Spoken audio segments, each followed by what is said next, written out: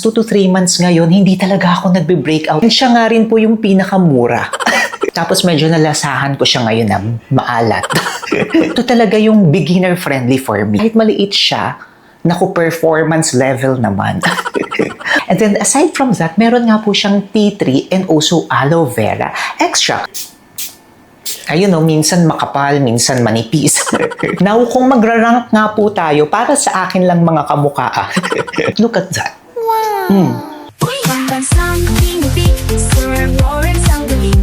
Basta honest, real sa'yo ay sasabihin. Pambansang tinubig, sa kanya ang hihiling. Basta produktong sabi, lahat ay bibiin.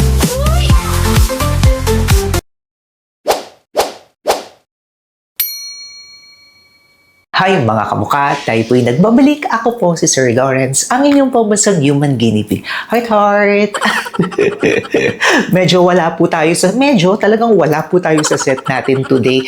At medyo mababa po ang energy natin kasi nga po ay may mga kapitbahay tayo dito at ayaw natin na maka-istorbo. I hope naririnig nyo naman ako ng maayos.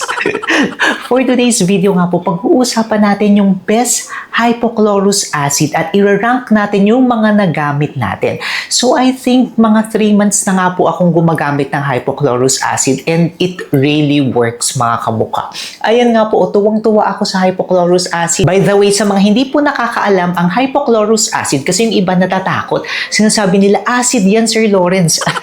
Hindi po acid Hindi siya ganun ka-harsh yung word na acid niya. Pangalan lang po niya na hypochlorous acid. Ang hypochlorous acid nga po, it is found in our body. Yes, matatagpuan po ito, hindi siya foreign. Nasa katawan nga po natin ito. Ang kagandahan nga po ng hypochlorous acid is antibacterial, antimicrobial, anti-inflammatory na nga rin po siya. Ibig sabihin po kung may mga pamumulam, lagi kayong nag-i-itching, tapos kung may mga pimpos-pimpos kayo, pinapabagal niya. Then, ang kagandahan pa niya, dagdag pa natin na okay rin po siya sa wound healing. Kaya kung kayo nga rin po ay, yun nga, may acne breakout, hindi siya ganun agad na natutuloy. And yes, mga kamukha, for 3 months, 2 to 3 months ngayon, hindi talaga ako nagbe-breakout ng maayos. Pero hindi lang siya dahil sa hypochlorous acid Kasi gumagamit nga rin po ako ng mga ibang products kasi it must be really combination of different products. Pero kung makikita nyo nga po yung mga past few videos natin na lagi kong sinasabi na ang ganda ng skin natin. Now, meron po akong na-try na 3 po. 3 brands for 3 months na hypochlorous acid kasi humahanap nga po talaga ako ng best of the best brands or products na mahihiyang ko nga po na may hypochlorous acid. So let's go first sa pinakauna ko pong na-try at available sa Watsons and also maglalagay nga rin po tayo nito na may vouchers pa. Mas makakamura kayo. Ayan, kiklik nyo lang po yan dito tapos diretso check out na nga po yan. May mga voucher pa nga po yan. Thank you so much sa Shopee and also sa YouTube. Ito po yung first talaga. Ito yung ginamit natin from Lux Organics. Kung makikita nyo po, siya din yung pinakamalaki na nagamit natin sa 3. And siya nga rin po yung pinakamura. Siya po yung pinakamura na nagamit natin. Hindi naman nga po ako nagsisisi kasi ito nga rin po yung first brand na ginamit ko na hypochlorous acid and hindi ako makakarami kung hindi dahil nga po dito. Again, ang hypochlorous acid nga po, pwede rin natin yan i-apply any time of the day. Tapos, kunyari before your makeup, before your skincare, or after your gym, pwede nga siya. Or kunyari nagko-commute kayo, pwedeng before commute, tapos after commute, okay na okay nga po siya. So maganda rin yung kanyang pinaka-packaging, no? Ganyan po siya. Pero kung makikita nyo nga po, dahil malaki siya, medyo hindi siya ganun ka-travel friendly if i-compare natin sa iba. Pero kung nasa bahay nyo lang naman or nasa office nyo, okay na okay nga po ito. Idagdag ko nga rin po na kagandahan niya, beginner friendly po siya kasi lahat nga po ng mga important information nandyan kung para saan ba. Tapos, yun nga po, nakalagay nga rin po dito na hypochlorous acid 0.02% po siya, which is mababa po or pwede nga talaga sa mga beginners. Now, pagdating naman nga po dito sa kanyang pinaka-nozzle or sa sprayer niya, maganda siya mga kamukha. Ayan very even and very fine kung makikita nyo. Ayan. Tapos medyo nalasahan ko siya ngayon na maalat. Yes, maalat talaga ang hypochlorous acid. So katulad ko ngayon, walang nakalagay po dyan sa aking face. pwede nyo siyang ispray. So, papakita ko siya sa inyo. Pwede po na malapit, pero better nga po ng medyo malayo sa inyo ng konti. So, ganyan siya. Kung makikita nyo naman nga po, evenly niya na nasispray or even yung pagkakaspray ng kanyang nozzle, maganda naman yung pinaka-nagiging buga niya. So, for my experience, ito talaga yung beginner-friendly for me. So, kung baguhan nga po kayo, okay na okay po siya. Pero yung ibang nagtatry nito, parang sinasabi nila, Sir Lawrence, parang wala namang nangyayari. So, kapag tinatanong ko naman sila, if nagkakaroon ba sila ng itching, nagkakaroon ba ng acne breakout, nangangati ba, ang sinasabi nila, wala naman. And yun nga po yung kagandahan niya. Ang kagandahan niya talaga, hindi ka magbe-breakout or pinipigilan niya nga po yung pag-i-itch and also yun nga po antimicrobial, antibacterial nga po siya. Kaya very beginner-friendly. Kung baguhan kayo, ito talaga yung masasuggest ko sa inyo. Or gusto niyo nga talaga makatry ng puro na puro, no? Puro kasi siya na hypochlorous acid lamang. Ito po yan mga kamuka. Now, let's proceed dito po sa ating pangalawa, which is si BLK Skin. Yes, si BLK nag-release na rin nga po ng kanilang own hypochlorous, which is ito po siya. Ayan, marami nga pong videos rin na ito yung ating ginagamit. And pangalawa ko na nga po ito mga kamuka. May isa tayong video na sinabi ko na ubos na umorder ako ulit. And ito na po siya.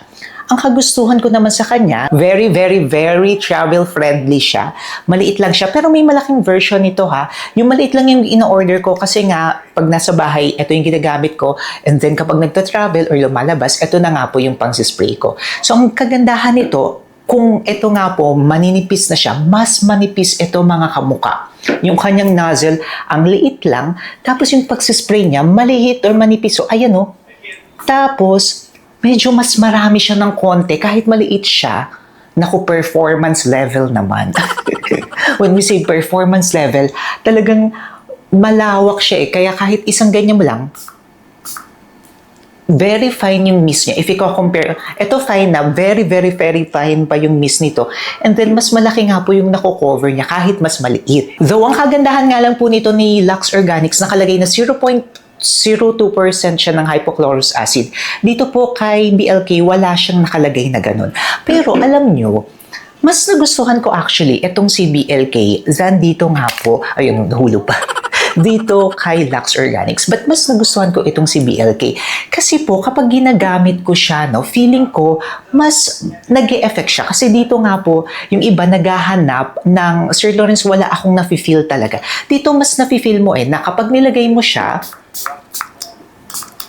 may feel ka talaga mga kamuka. Ramdam mo na may nilalagay ka Dito kasi, para siyang tubig. Kaya yung iba, hindi sila ganun ka-satisfied kasi parang naghahanap sila ng ano ba siya? Ano pa yung ginagawa niya parang hindi ko nararamdaman? Ito po kasi si BLK, medyo may ramdam talaga kayo dito kahit papaano na lumalapat talaga siya sa skin. Though parehas naman nga po sila, kaso nga lang dito talaga mas may nafe-feel ako. And also, nung ginamit ko po ito talaga na ito lang talaga siya. Tapos lumalabas nga po ako, nagpa-powder nga rin po ako, naglalagay tayo ng mga makeup sa face. Mas gusto siya ng skin ko, hindi talaga nagbe-breakout. As in ngayon mga kamuka, ayan o. Pero again, with the help of different products, nga po yan, hindi lamang po siya iisa. Pero ayan, kung makikita nyo, ayan siya. So now, nung ginamit ko nga po itong si BLK, mas nagustuhan ko talaga siya if i-compare ko dito kay Lux Organics. Pero yun nga po, pag sa bahay, minsan ito yung ginagamit ko kasi dalawa yung binili ko. Pero most of the time, nung bumili na ako ng BLK, nag-focus na po ako sa BLK. And now, eto nga po yung third one na ginamit natin, which is ang hypochlorous acid ng Dr. O Skin Lab. Okay. Ito po medyo kakaiba na itong si Dr. O. If i-compare po natin sa iba nating mga nagamit, kasi ito pong dalawang ito, silang dalawa, puro na hypochlorous acid lamang po sila. Ibig sabihin, yung ingredients nila or yung ingredient nilang dalawa, hypochlorous acid lang. While on this side naman nga po, itong si Dr. O, if kayo po ay meron talagang acne-prone skin, meron kayong mga back knee, may mga chest knee kayo and everything, mas magugustuhan or mas magbe-benefit kayo dito. Bakit? Kasi meron po siyang hypochlorous acid. Yes, meron siya. That's number one. And then aside from that, meron nga po siyang tea tree tree and also aloe vera extract. Yung tea tree, ang kagandahan nga po niyan para sa mga acne po yan. And also yung aloe vera, maganda nga rin po yan sa pagmo-moisturize. And at the same time nga po, may panthenol pa siya. So ang kagandahan niya, if yun nga po gusto niyo ng moisturizing, kasi ito nga pong dalawang ito, nakafocus nga lang po sa hypochlorous acid, ito naman nga po, dinagdagan nila. Ang downside nga lang po nito, if hindi nyo kahiyang yung ibang mga ingredients na nakalagay dito, of course, magkakaroon kayo ng allergic reaction. Isa nga rin po sa napansin natin, hindi ganun kaganda yung nozzle niya. Kung i-compare po natin sa dalawa nating na-try, I think ito yung pinaka hindi ko ganoon kabit. Kasi para lang siya talaga na ordinary na spray. Tapos, may tendency siya na hindi talaga mag-spray ng evenly, thinly. Minsan makapal siya. Ayan, oh. Ayan, okay siya ngayon, di ba? Pero minsan, makapal siya. Yun po siguro yung dapat ma-improve nito ni Dr. O. Sa paggamit naman nga po natin ito ni Dr. O, ayan. Ayun, no, minsan makapal, minsan manipis. Ewan ko kung sa akin lang, no. Tapos yung lasa niya, hindi lang siya maalat medyo may pait. May pait talaga akong nararamdaman, no? Dito po, okay naman yung naging experience ko kasi okay po sa akin ng tea tree, okay din po sa akin ng aloe vera extract, ang panthenol, and also ang hypochlorous acid. Pero meron po akong mga friends, syempre pinagtatry ko nga rin po yung mga friends ko, na hindi nila kahiyang, no, or may allergic reaction sila pagdating nga po sa tea tree and also sa aloe vera. Kaya hindi po nila bet. Pero ako, nabetan ko siya talaga mga kamuka. Kasi nga po, okay po sa akin yung mga ingredients niya, nagbe-benefit nga rin po ako. And maraming beses na nga po ako na kapag nagme-makeup, nagpa-powder lamang po ako, napaka-sensitive talaga ng skin ko at nagbe-breakout po ako. Alam niyo talaga, nung ginamit ko nga rin po ito, ayun, nung sunod-sunod ko silang ginamit, hindi talaga ako nag-breakout. Pero ito nga pong si Dr. O, medyo may konti po kayong mararamdaman na nakalagay din sa face niyo. Para po siyang si BLK. Pero ito, mas konting meron pa siya na, hindi naman siya malagkit, pero may ramdam ka talaga na naglagay ka nga po ng hypochlorous or nag-spray ka ng hypochlorous. So kung hindi nyo siya bet, mag-go kayo dito sa dalawa. And I think it's because also of the aloe vera extra. Kasi yung aloe vera nga po, medyo ganun talaga yung ramdam niya. Kaya kung nakatry kayo ng aloe vera, ganito po. Ito po mismo yung mararamdaman nyo. Now, kung magra-rank nga po tayo, para sa akin lang mga kamuka. Ang number 3 ko po is etong si Lux Organics. Again, this is based lang po sa naging experience ko sa paggamit dito, no.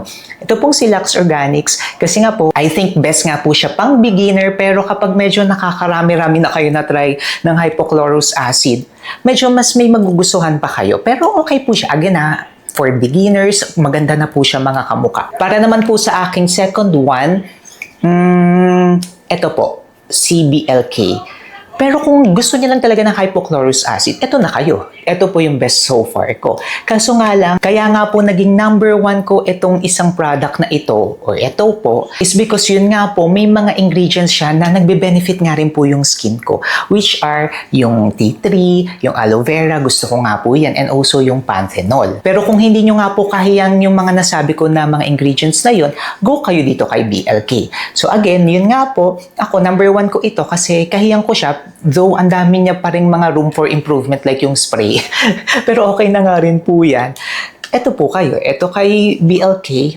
Tapos, ito kung may mga acne prone talaga kayo or kung nagra-rashes talaga kayo, go kayo dito. Tapos kung beginner friendly lang, ito naman, ayan diba, ang dami na nating mga pinagagawa. Ang dami ko nang sinabi sa inyo. But look at that. Wow! Kayo ba, may mga tinatry din kayong hypochlorous acid?